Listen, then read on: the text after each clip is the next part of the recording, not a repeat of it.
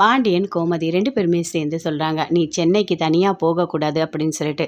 இல்லை நான் போயிடுவேன் அப்படின்னு ராஜி சொல்கிறாங்க. ராஜி நான் சொல்ல மறந்துட்டேன், மீனா கூட ஏதோ சென்னை போகிறேன்னு சொன்னான், நீ அவள் கூட சேர்ந்து போ, தனியாலாம் போகாத அப்படின்னு கோமதி சொல்கிறாங்க. அப்படியா, அக்கா போகிறாங்களா, ஓகே ஓகே, அப்போனா நான் அக்கா கூடவே சேர்ந்து போகிறேன் அப்படின்னு சொல்லிட்டு ராஜி போகிறாங்க. அவங்க அம்மா வீட்டுக்கு போகிறாங்க. போயிட்டு அவங்க அம்மா, அப்பா, அப்பத்தா எல்லாரோட காலையும் விழுந்து ஆசீர்வாதம் வாங்குறாங்க. நான் எக்ஸாம் எழுத போகிறேன், நான் நல்லா எழுதணும்னு ஆசீர்வாதம் பண்ணுங்கன்னு சொல்கிறாங்க. அதே மாதிரி 2 பேருமே சேர்ந்து ஆசீர்வாதம் பண்ணுறாங்க. பண்ணிட்டோன்னே வீட்டுக்கு வராங்க. மீனாக்கு ஃபோன் பண்ணுறாங்க. சொல்லு ராஜி என்ன அப்படின்னு மீனா கேட்குறாங்க. அக்கா நீங்கள் சென்னைக்கு போகிறீங்கன்னு சொல்லிட்டு அத்தை சொன்னாங்க, அதான் நான் உங்களுக்கு ஃபோன் பண்ணேன். ஆமாம், எனக்கு ஆஃபீஸ் வேலையாக இருக்குது, 1 வாரம் ஆகும் அப்படின்னு சொல்கிறாங்க. ஓ அப்படியா, நானும் போகணும் சென்னைக்கு, அங்கே எனக்கு எக்ஸாம் இருக்குது அப்படின்னு சொல்கிறாங்க. அப்படியா ராஜி, ஓகே ஓகே, அப்போ நம்ம 2 பேரும் சேர்ந்து ஒரே ரூம்லேயே ஸ்டே பண்ணிடலாம், ஒன்றும் பிரச்சனை இல்லை, நீ வா நான் பார்த்துக்கிறேன், நம்ம 2 பேரும் சேர்ந்து போகலாம் அப்படின்னு மீனா சொல்கிறாங்க. ஆமாம், ஒரு டவுட்டு, ஏன் கதிர் உன்னை கூட்டிகிட்டு போகலையா அப்படின்னு மீனா கேட்குறாங்க. இல்லை அவனுக்கு ஏதோ வேலை இருக்கான், ஏதோ ரெகுலர் கஸ்டமராக, அவங்கள கூட்டிகிட்டு போகணுன்னு சொல்லிட்டு என் கூட வரமாட்டேன்னு சொல்லிட்டான் அப்படின்னு சொல்லிட்டு மீனா சொல்கிறாங்க. கதிர் அந்த மாதிரி சொல்கிறவன் கிடையாதே, எந்த வேலையாக இருந்தாலும் விட்டுட்டு உன் பின்னாடி தானே வருவான், ஏதோ தப்பாக இருக்கே அப்படின்னு மீனா சொல்கிறாங்க.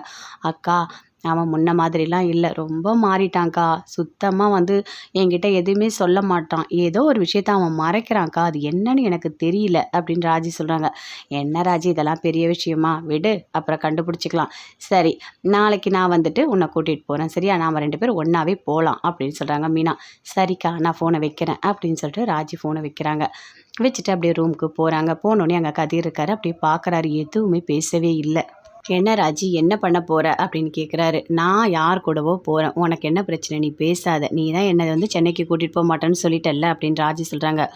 ராஜி எப்போவுமே உன் கூட வருவேன்ல, இப்போ ஒரு முக்கியமான வேலை, நீ ஏன் ராஜி இப்படி புரிஞ்சுக்காமல் பேசுகிற அப்படின்னு கதிர் கேட்குறாரு. இங்கே பாரு, நீ எந்த வேலை வேணால் பாரு, தயவு செய்து நீ என்கிட்ட பேசாத, நான் உங்ககிட்ட பேசவே எனக்கு பிடிக்கல அப்படின்னு சொல்லிட்டு அங்கேருந்து அப்படியே ராஜி போகிறாங்க. ரொம்ப ஃபீல் பண்ணுறாரு கதிர், ரொம்ப ஃபீல் பண்ணுறாரு. ராஜி மாமாவை ஹாஸ்பிட்டலுக்கு கூட்டிகிட்டு போகணும், அவரை உடனே நம்ம பார்க்கணும், அதனால் மட்டும்தான் உன் கூட என்னால் வர முடியல, ஆனால் உங்ககிட்ட என்னால் எடுத்து சொல்லி புரிய வைக்க முடியல, கண்டிப்பாக ஒரு நாள் உனக்கு புரியும், அன்னைக்கு நீ என்னை புரிஞ்சுப்ப அப்படின்னு சொல்லிட்டு கதிர் மனசுலேயே நினைக்கிறாரு. சரவணன் ரொம்ப சந்தோஷமாக போகிறாரு. போயிட்டு அங்கே அஞ்சலியை கோயிலில் பார்க்குறாரு. பார்த்து பேசுகிறாரு. இங்கே பாரு அஞ்சலி, கண்டிப்பாக உன்னை தான் நான் கல்யாணம் பண்ணிப்பேன், நீ தான் எனக்கு எல்லாமே, புரியுதா, அந்த தங்கமயில் கூட நான் வாழ மாட்டேன்னு சொல்லிட்டேன், கண்டிப்பாக எனக்கு அடுத்த வாட்டி டிவோர்ஸ் கிடச்சிரும் அப்படின்னு சொல்லிட்டு சரவணன் அஞ்சலி கிட்டே சொல்கிறாரு. அஞ்சலி ரொம்ப சந்தோஷப்படுறாங்க.